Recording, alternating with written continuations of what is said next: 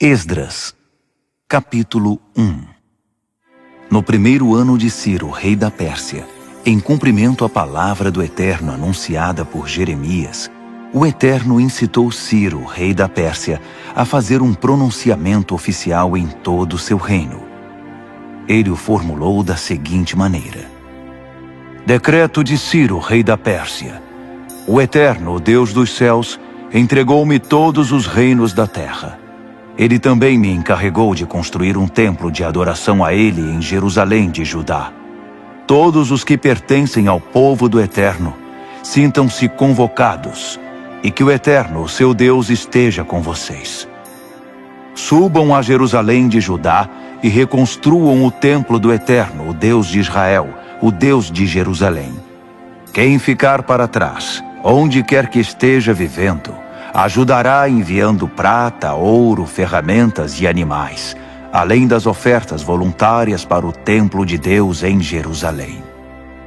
Os chefes das famílias de Judá e de Benjamim, os sacerdotes e levitas, e todos aqueles que Deus despertou, partiram para reconstruir o templo do Eterno em Jerusalém. Os vizinhos ajudaram, trazendo entusiasticamente prata, ouro, ferramentas, animais, objetos de valor e, acima de tudo, ofertas voluntárias. O rei Ciro também entregou a eles todos os objetos e utensílios do templo do Eterno que Nabucodonosor havia levado de Jerusalém e que estavam no templo dos seus deuses. O rei da Pérsia designou o tesoureiro Mitredate responsável pela transferência.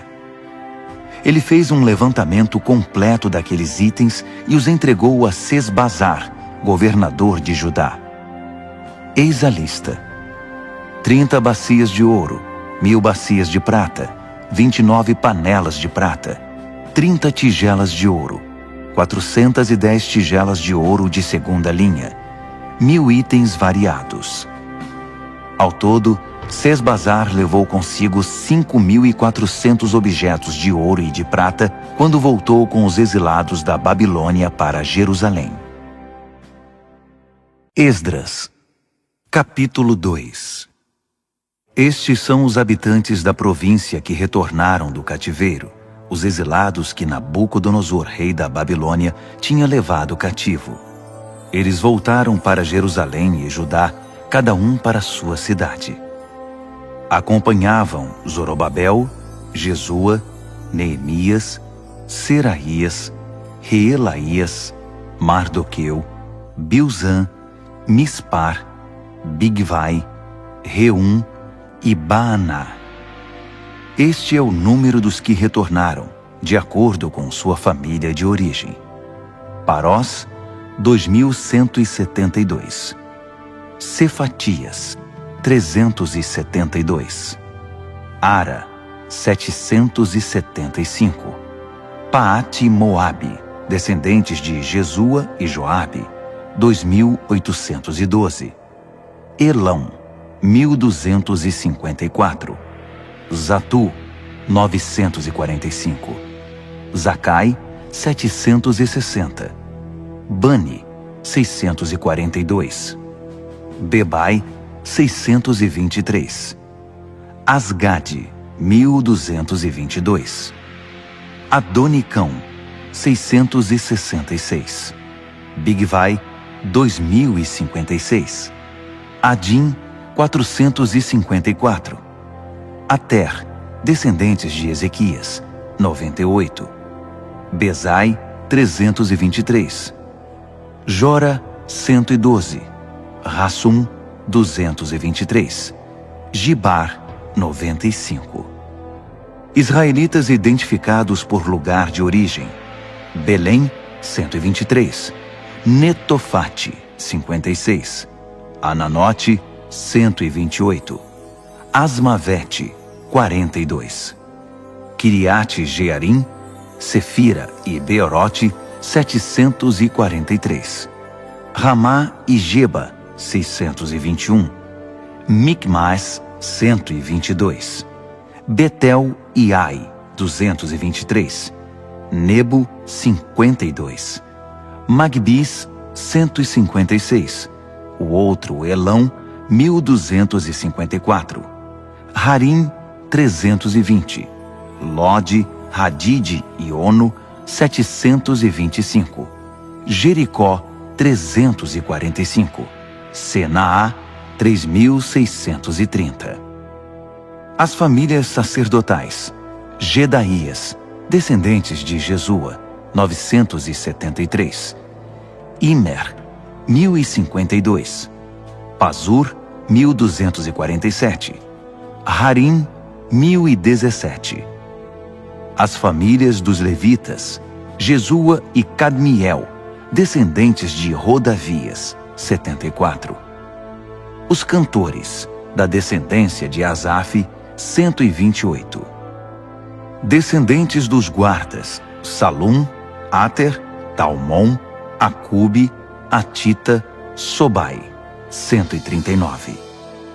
Descendentes dos servidores do templo: Zia, Razufa, Tabaote, Queros, Sia, Padom, Lebana, Hagaba, Acube, Hagabe, Sanlai, Hanã, Gidel, Gaar, Reaías, Rezim, Necoda, Gazão, Uzá, Pazéia, Bezai, Asná, Meunim, Nefuzim, Baquebuque, Racufa, Harur, Baslute, Meida, Harza, Barcos, Císera, Tamá, Nesias e Ratifa. Descendentes dos servos de Salomão: Sotai, Soferete, Peruda, Jaala, Darcom, Gidel, Cefatias, Ratil, Poquerete, Razebaim e Ami. O total dos servidores do templo de Salomão eram 392. Estes vieram de Tel-Melá, Tel-Harsa, Querube, Adã e Imer, mas não puderam provar que eram descendentes dos israelitas: Delaías, Tobias e Necoda, 652. O mesmo aconteceu com os descendentes dos sacerdotes: Rabaías, Racós e Barzilai, que se casou com uma filha de Barzilai de Gileade e era chamado por esse nome. Eles procuraram os registros da família, mas não os encontraram. Por isso foram impedidos de exercer o trabalho de sacerdote e considerados ritualmente impuros. O governador determinou que eles não poderiam comer do alimento sagrado até que um dos sacerdotes definisse a situação deles por meio do Urim e do Tumim. O total dos que voltaram do exílio foi 42.360. Sem contar os escravos, que totalizavam 7.337. Também havia 200 cantores, que possuíam 736 cavalos, 245 mulas, 435 camelos e 6.720 jumentos. Alguns dos chefes das famílias, ao chegarem ao templo do Eterno em Jerusalém, entregaram ofertas voluntárias para a reconstrução do templo de Deus no lugar original. Eles contribuíram para a construção de acordo com suas possibilidades. O resultado: 500 quilos de ouro, 3 toneladas de prata e 100 vestes sacerdotais. Os sacerdotes, os levitas e algumas pessoas do povo estabeleceram-se em Jerusalém. Os cantores, os guardas e os servidores do templo foram para suas cidades de origem.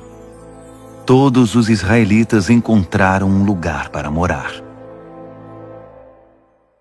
Esdras, capítulo 3. No 7º mês, quando os israelitas se estabeleceram em suas cidades, todo o povo se reuniu em Jerusalém.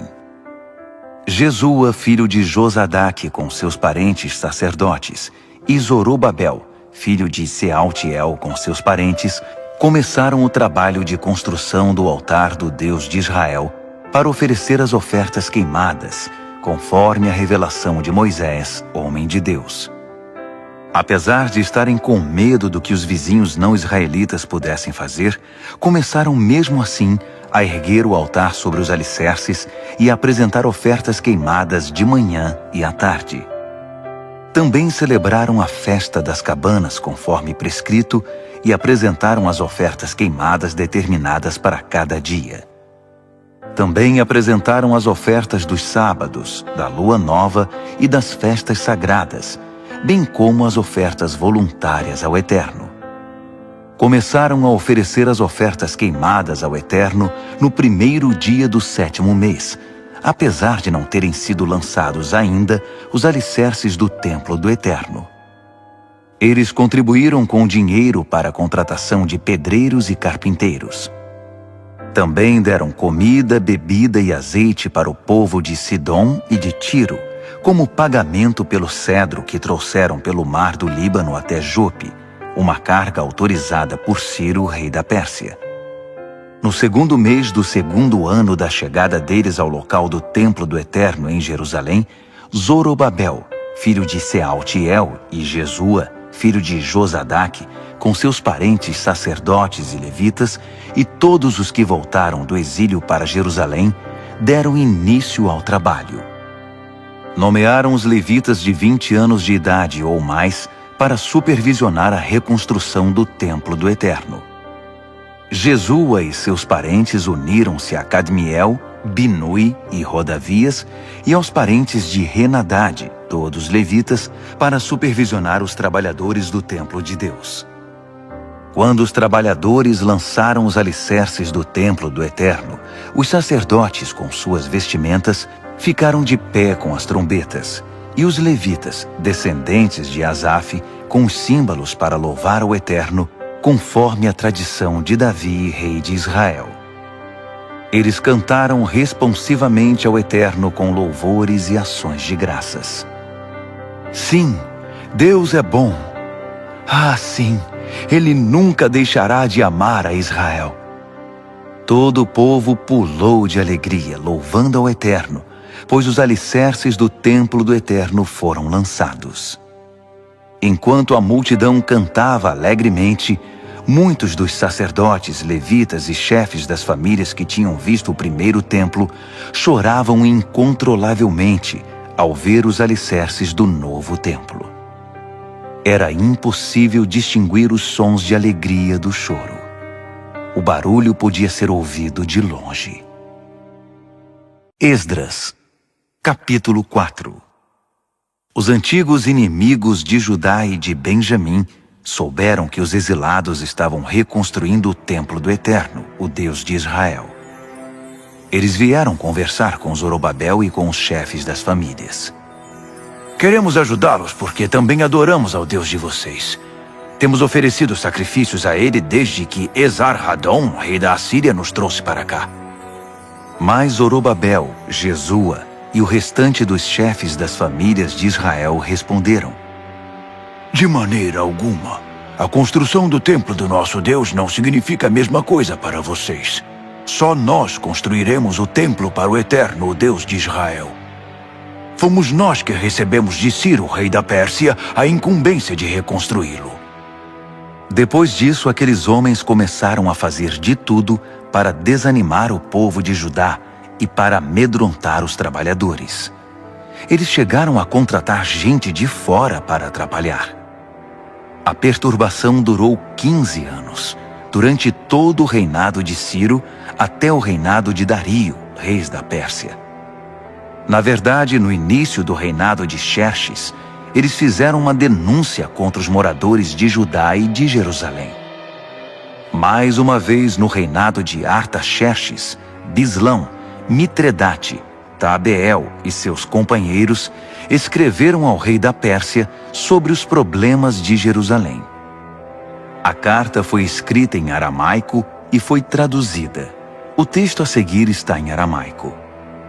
Reum, o oficial no comando, e Sinzai, o secretário, escreveram uma carta contra Jerusalém e Artaxerxes, o rei, como segue. Do comandante Reum e do secretário Sinzai e dos seus companheiros, os juízes e os oficiais, sobre o povo de Trípoli, da Pérsia, de Ereque e da Babilônia, Os elamitas de Susã e das demais nações que o poderoso e famoso Assurbanipal deportou e estabeleceu na cidade de Samaria e em outros lugares a oeste do Eufrates. Esta é a cópia da carta que enviaram. Ao rei Artaxerxes, dos seus servos da terra a oeste do Eufrates. Queremos informar o rei que os judeus que partiram daí e chegaram a Jerusalém começaram a reconstruir essa cidade rebelde e má. Estão empenhados em terminar os muros e em reconstruir os alicerces. O rei precisa saber que quando a cidade estiver reconstruída e os muros terminados, os moradores não pagarão mais 1 centavo de tributo, taxas ou impostos. O tesouro real sofrerá com a perda. Somos leais ao rei e não podemos ficar apáticos enquanto o rei é insultado. Daí o interesse em relatar a situação. Sugerimos que o senhor procure nos registros históricos dos seus antepassados e constatará que essa cidade é rebelde, um espinho para qualquer rei ou governador. É um centro de conflitos e revoltas, e isso há muito tempo. Por isso a cidade foi destruída. Queremos que o rei saiba que se a cidade for reconstruída e seus muros restaurados, o Senhor perderá o que tem nas províncias da além do Eufrates. O rei mandou a resposta ao comandante Reum, ao secretário Sinzai e ao restante dos seus companheiros que viviam em Samaria e em outras localidades a oeste do Eufrates. A paz esteja com vocês. A carta que vocês mandaram foi traduzida e lida para mim. Mandei pesquisar os registros e, de fato, foi constatado que essa cidade se revoltou muitas vezes contra os reis. A rebeldia é um hábito antigo ali. Descobri que houve reis poderosos que conquistaram terras a oeste do Eufrates e impuseram taxas, tributos e impostos. Então façam o seguinte: mandem esses homens interromperem a obra imediatamente e não permitam que a recomecem até que eu mande. Sejam rápidos e firmes. Eles já causaram muitos danos aos reis.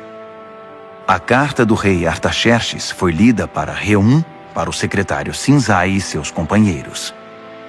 Eles não perderam tempo. Foram logo avisar os judeus em Jerusalém e os obrigaram a interromper a obra.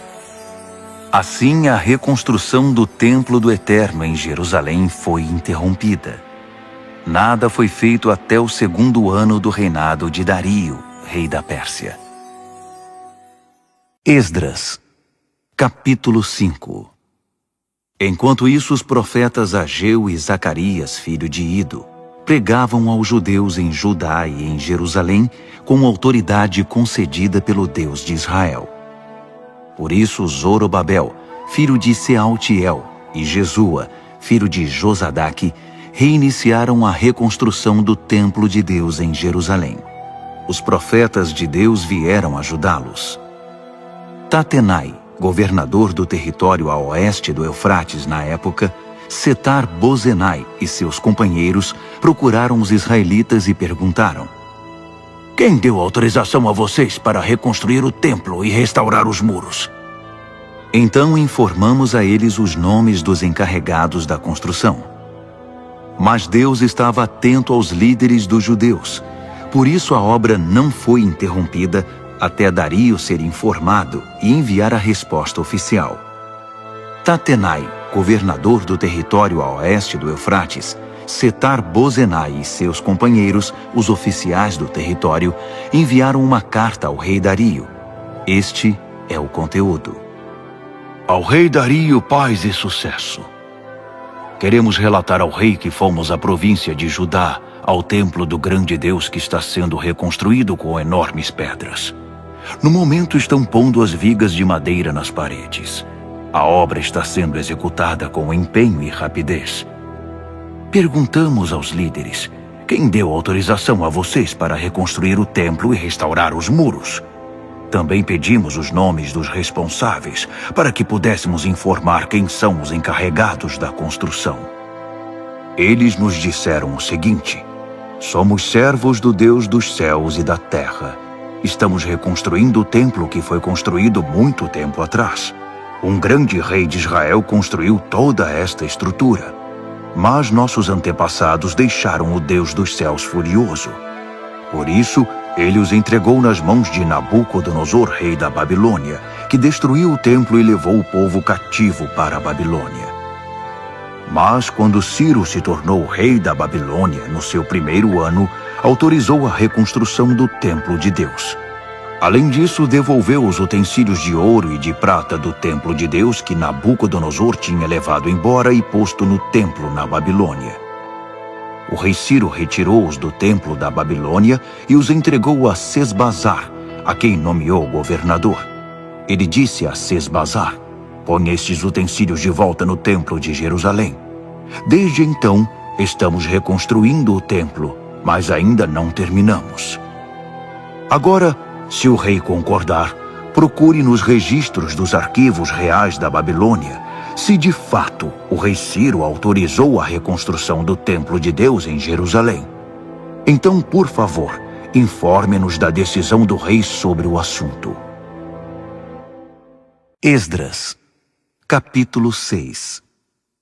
O rei Dario mandou procurar aqueles registros nos arquivos da Babilônia, e foi encontrado um rolo na fortaleza de Ecbatana, na província da Média, com o seguinte registro. Memorando. No primeiro ano do seu reinado, Ciro promulgou um decreto com respeito ao templo de Deus em Jerusalém, nos seguintes termos: o templo no qual foram oferecidos sacrifícios deve ser reconstruído sobre novos alicerces. Terá 27 metros de altura e 27 metros de largura, com 3 camadas de pedras grandes e uma de madeira. O custo da obra será pago pela tesouraria do reino. Os utensílios de ouro e de prata do templo de Deus, que Nabucodonosor levou para a Babilônia, deverão ser devolvidos ao templo de Jerusalém, cada um ao seu devido lugar. Ordeno que sejam postos de volta no templo de Deus. Dario respondeu: Agora ouçam, Tatenai, governador do território a oeste do Eufrates, Setar-Bozenai, seus companheiros e todos os oficiais do território. Não os impeçam. Deixem o governador e os líderes dos judeus em paz, para que possam dedicar-se à reconstrução do templo de Deus. Portanto, determino oficialmente que vocês ajudem os líderes dos judeus na reconstrução do templo de Deus da seguinte forma. 1.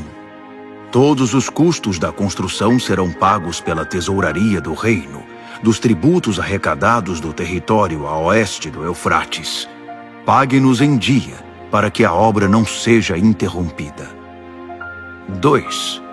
O que for preciso para a adoração deles, novilhos, carneiros e cordeiros, para as ofertas queimadas ao Deus dos céus, e todo o trigo, sal, vinho e azeite que os sacerdotes de Jerusalém solicitarem, deve ser entregue a eles sem demora, para que possam oferecer seus sacrifícios ao Deus dos céus e orar pela vida do rei e dos seus filhos.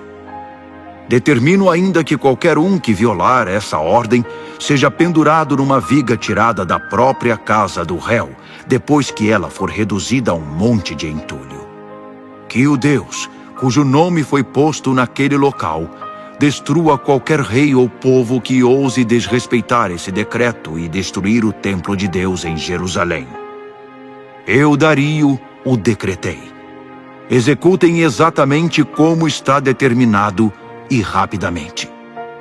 Tatenai, governador do território a oeste do Eufrates, Setar-Bozenai e seus companheiros cumpriram à risca o decreto de Dario.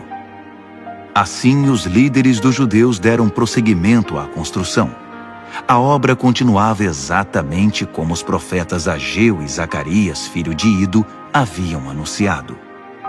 A obra foi terminada sob a ordem do Deus de Israel e a autorização de Ciro, Dario e Artaxerxes, reis da Pérsia.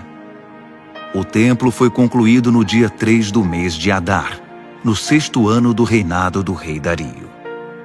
Os israelitas, os sacerdotes, os levitas e o restante dos exilados celebraram entusiasticamente a dedicação do templo de Deus.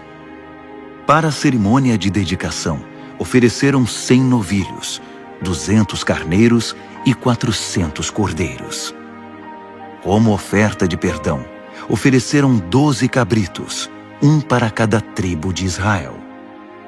Distribuíram os sacerdotes pelos seus turnos e os levitas conforme suas funções no serviço de Deus em Jerusalém, tudo de acordo com o que está escrito no livro de Moisés. No dia 14 do primeiro mês, os exilados celebraram a Páscoa. Todos os sacerdotes e levitas, sem exceção, se consagraram. Estavam todos ritualmente puros, e os levitas ofereceram um cordeiro da Páscoa pelos exilados, por seus companheiros sacerdotes e por si mesmos. Os israelitas que voltaram do exílio e todos os que abandonaram as práticas profanas das nações vizinhas para se unir a eles e buscar o Eterno, o Deus de Israel, participaram da refeição da Páscoa. Os 7 dias da festa dos pães sem fermento foram uma alegre celebração. O Eterno tinha mesmo dado a eles razão para muita alegria, pois havia mudado a mente do rei da Assíria e conquistado para eles seu apoio na construção do templo de Deus, o Deus de Israel. Esdras, capítulo 7. A chegada de Esdras se deu após esses acontecimentos. Foi durante o reinado de Artaxerxes, rei da Pérsia. Esdras era filho de Seraías, filho de Azarias, filho de Ilquias, filho de Salum, filho de Zadoque, filho de Aitube, filho de Amarias, filho de Azarias, filho de Meraiote, filho de Zeraías, filho de Uzi, filho de Buque, filho de Abizua, filho de Finéias, filho de Eleazar, filho de Arão, o sacerdote principal. Esse era Esdras. Ele veio da Babilônia e era profundo conhecedor da revelação de Moisés, dada pelo Eterno, o Deus de Israel. Como a mão do Eterno estava com Esdras, o rei concedeu tudo o que ele havia pedido. Alguns israelitas, os sacerdotes, os levitas, os cantores, os guardas e os servidores do templo o acompanharam na viagem a Jerusalém, no 7º ano do reinado de Artaxerxes. Eles chegaram no 5º mês daquele ano. Esdras tinha saído da Babilônia no 1º dia do 1º mês, e a chegada a Jerusalém aconteceu no 1º dia do 5º mês, sob a direção protetora de Deus.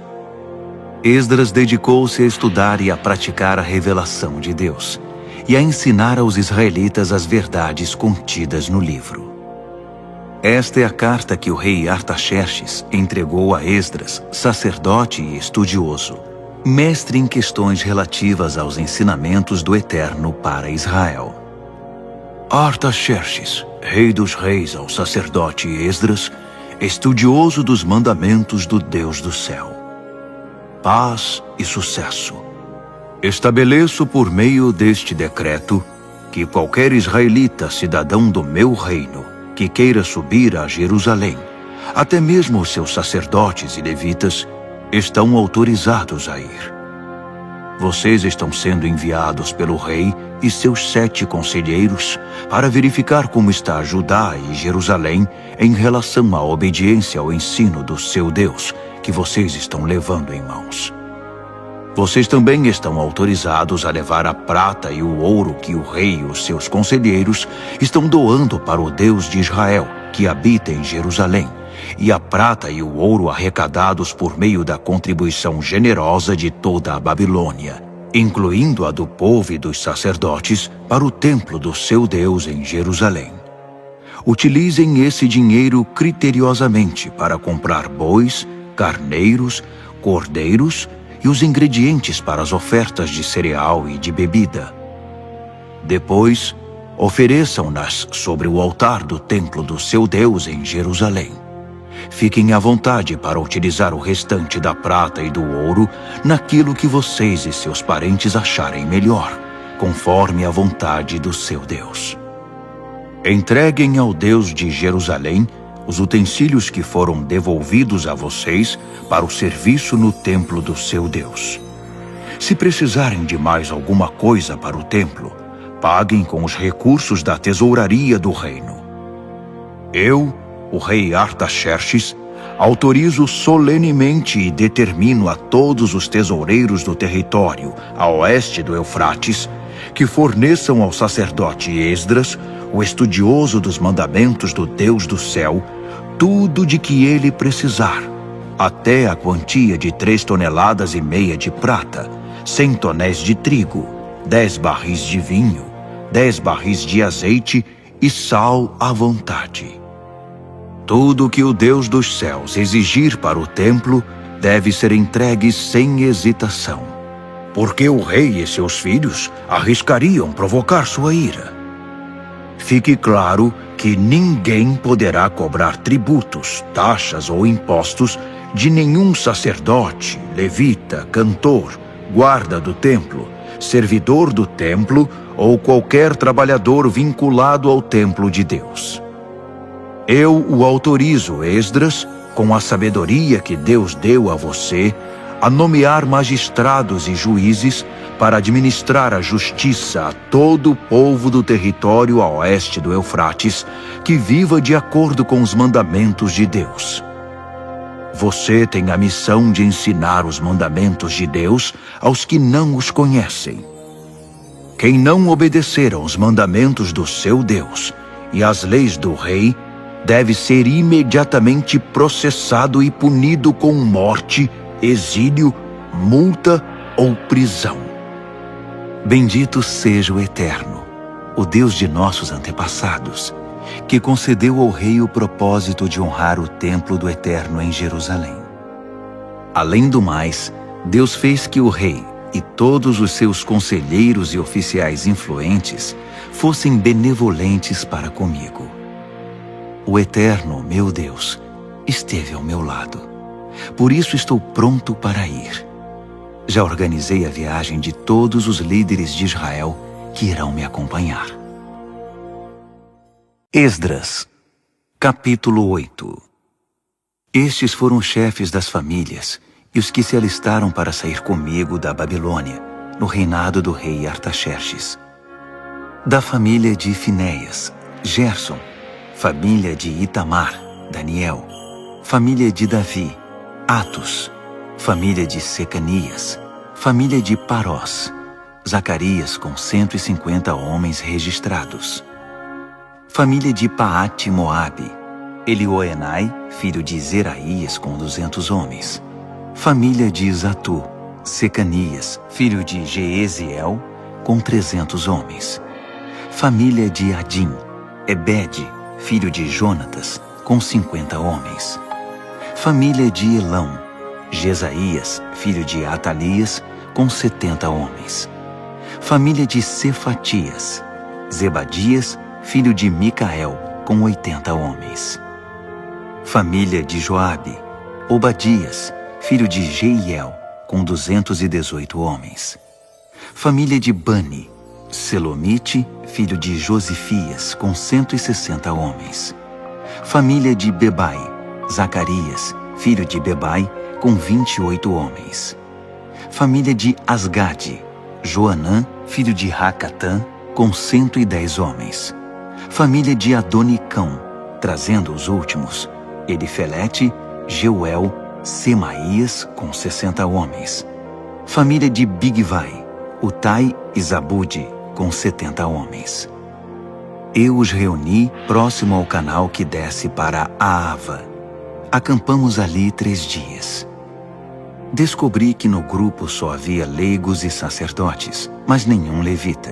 Por isso, mandei chamar os líderes Eliezer, Ariel, Semaías, Eunatã, Jaribe, Eunatã, Natã, Zacarias e Mesulão, e os mestres Joiaribe e Eunatã. Depois, mandei que falassem com Ido, chefe da cidade de Cassifia.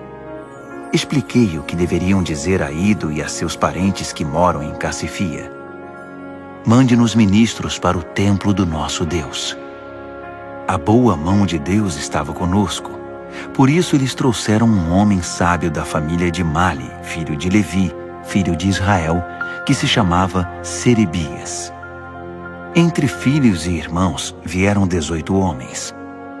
Trouxeram também Razabias e Jesaías da família de Merari. Entre filhos e irmãos eram 20 homens. Também vieram 220 servidores do templo, descendentes dos que ministravam no templo que Davi e os oficiais haviam designado para auxiliar os levitas em seu trabalho. Todos foram registrados pelo nome. Perto do canal de Aava, proclamei um jejum, pois era hora de demonstrar humildade diante do nosso Deus e de orar por sua orientação e proteção na viagem, pelas pessoas e pelos bens que estávamos transportando. É que eu tinha ficado sem jeito de pedir uma escolta ao rei contra os assaltos na estrada. Em vez disso, dissemos a ele: o nosso Deus protege todos os que o buscam, mas se desvia daqueles que o abandonam. Assim jejuamos e oramos por nossa viagem, e Deus nos ouviu. Depois escolhi a 12 dos principais sacerdotes, Serebias, Razabias e 10 de seus irmãos, e pesamos a prata, o ouro, os utensílios e as ofertas para o templo do nosso Deus que o rei, os seus conselheiros e todos os israelitas haviam doado. O resultado: 25 toneladas de prata, 100 utensílios de prata no valor de quase 4 toneladas de ouro, 20 tigelas de ouro de 8,5 kg, 2 vasilhas de bronze polido, tão valioso quanto o ouro. Depois da contagem, declarei: vocês e esses utensílios estão consagrados ao Eterno.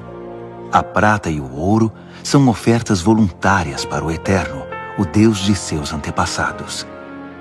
Guardem esses objetos até que possam pesá-los no templo do nosso Deus, diante dos sacerdotes, dos levitas e dos chefes das famílias que estão em Jerusalém. Os sacerdotes e os levitas ficaram responsáveis por tudo que foi pesado e entregue a eles e tomaram todas as providências para levá-los ao templo de nosso Deus em Jerusalém. Saímos do canal de Aava no dia 12 do primeiro mês, em direção a Jerusalém.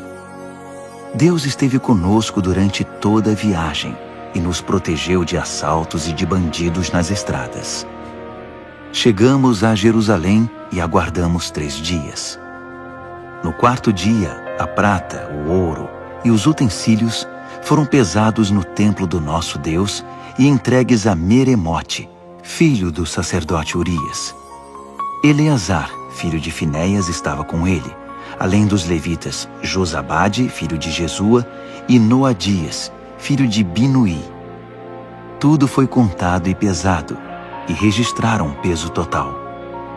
Quando chegaram os exilados, eles ofereceram ofertas queimadas ao Deus de Israel como segue: 12 bois, representando as tribos de Israel, 96 carneiros, 77 cordeiros, 12 cabritos como oferta de perdão. Tudo isso foi oferecido como oferta queimada ao Eterno. Também divulgaram as ordens do rei aos administradores das províncias nomeados no território a oeste do Eufrates, e eles deram todo o apoio ao povo na obra do templo de Deus. Esdras, capítulo 9. Depois de tudo pronto, os líderes vieram conversar comigo. Disseram: o povo de Israel e os sacerdotes e levitas não se separaram dos povos vizinhos, nem das práticas perversas e obscenas dos cananeus, dos heteus, dos fariseus, dos jebuseus, dos amonitas, dos moabitas, dos egípcios e dos amorreus. Eles deram suas filhas em casamento a esses povos, e seus filhos se casaram com as filhas deles. A linhagem santa agora está misturada com esses povos. Os nossos líderes e oficiais foram os primeiros a cometer esse pecado. Quando ouvi isso, rasguei minha roupa, até minha túnica. Arranquei cabelo da cabeça e da barba e me joguei no chão desesperado. Muitos estavam tremendo de medo em virtude do que Deus estava dizendo sobre a traição dos exilados. Eles se reuniram ao meu redor e se sentaram muito aflitos, aguardando o sacrifício da tarde. Na hora do sacrifício criei coragem. Levantei-me e, com a roupa rasgada e a túnica na altura do joelho, levantei as mãos para o Eterno e orei. Meu Deus, estou tão envergonhado que nem consigo olhar para ti. Nossos pecados são maiores do que nós e nos impedem de enxergar. Nossa culpa chegou até o céu. Estamos atolados em culpa desde os tempos de nossos antepassados. Por causa do nosso pecado, nossos reis e sacerdotes, fomos entregues a reis estrangeiros para sermos mortos, levados cativos, saqueados e envergonhados, como acontece hoje. Agora, por um breve momento, o Eterno, nosso Deus, permitiu que alguns de nós escapassem e pisassem de novo este santo lugar. Assim fez nossos olhos brilharem e aliviou um pouco o nosso sofrimento. Éramos escravos. Mesmo assim, o nosso Deus não nos abandonou. Ele nos fez obter o favor dos reis da Pérsia e nos tem dado coragem para reconstruir o templo do nosso Deus, restaurar suas ruínas e construir um muro de defesa para Judá e Jerusalém. Agora, ó Deus, depois de tudo isso, o que podemos dizer? Pois desprezamos os teus mandamentos, que nos deste por meio dos teus servos, os profetas. Eles nos disseram: a terra que vocês vão possuir está poluída, entulhada com a perversidade do povo que vive ali. Eles a contaminaram com suas práticas abomináveis.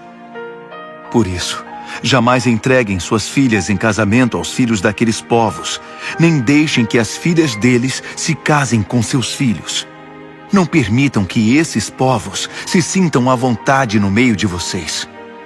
Não se envolvam com eles, nem se tornem amigos deles, para que vocês se tornem um povo forte, ganhem bastante dinheiro e deixem um patrimônio razoável para os filhos. Depois de tudo isso que sofremos, por causa de nossos erros e da culpa que acumulamos, ainda que o castigo tenha sido muito menor que o merecido, porque tu nos livraste da opressão, estamos outra vez quebrando os teus mandamentos.